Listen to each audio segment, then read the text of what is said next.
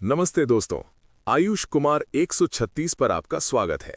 आज हम बात करेंगे हिंदू धर्म के सबसे कठिन और फलदायी व्रत एकादशी के बारे में।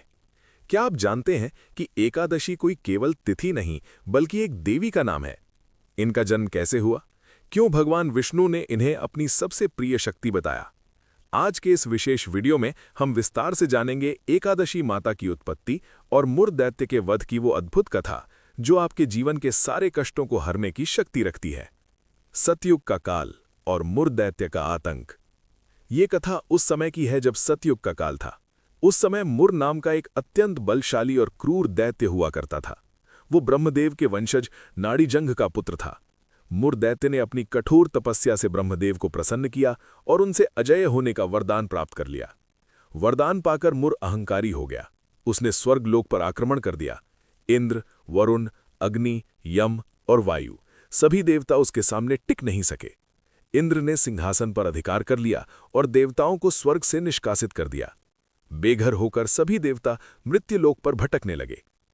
देवताओं की पुकार और महादेव का परामर्श।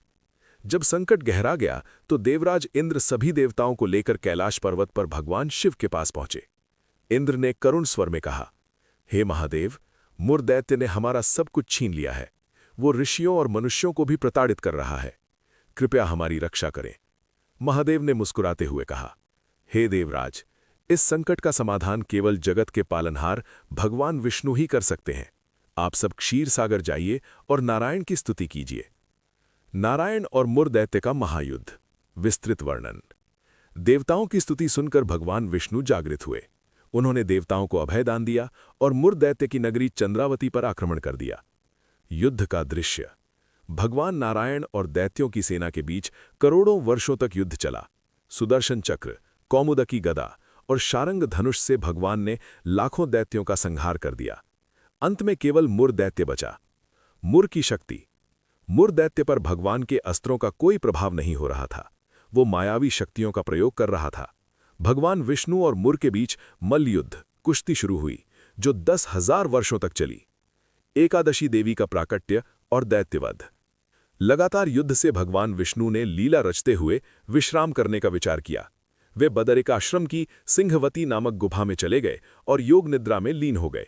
मुर दैत्य ने सोचा कि यह भगवान को मारने का सबसे अच्छा अवसर है। जैसे ही उसने तलवार उठाई, भगवान के शरीर से एक अत्यंत सुंदर, तेजस्विनी और अस्त्र शस्त्रों से सुसज्जित कन्या प्रकट हुई। उस कन्या के तेज से मुर दैत्य अंधा हो गया। कन्या ने गर्जना की और मुर के साथ युद्ध शुरू किया।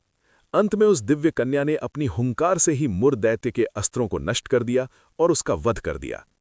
भगवान का वरदान और एकादशी का महत्व।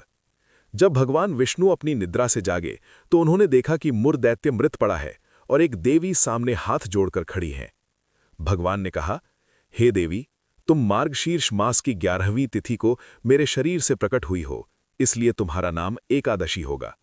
वरदान। भगवान ने उन्हें वरदान दिया कि जो व्यक्ति एकादशी के दिन तुम्हारा व्रत रखेगा, उसके जन्म जन्मांतर के पाप भस्म हो जाएंगे। वो व्यक्ति इस लोक में सुख भोग कर अंत में मेरे परम पद यानी वैकुंठ को प्राप्त करेगा। एकादशी व्रत के नियम और निष्कर्ष। एकादशी केवल भूखे रहने का नाम नहीं है, बल्कि अपनी इंद्रियों पर नियंत्रण का नाम है। इस दिन चावल का त्याग करना चाहिए और सात्विक जीवन जीना चाहिए। तो दोस्तों, ये थी एकादशी माता की पावन कथा। अगर आप चाहते हैं कि आपके जीवन में भी सुख समृद्धि आए, तो एकादशी का व्रत अवश्य रखें। उम्मीद है आपको ये वीडियो पसंद आया होगा। कमेंट में जय श्री हरि जरूर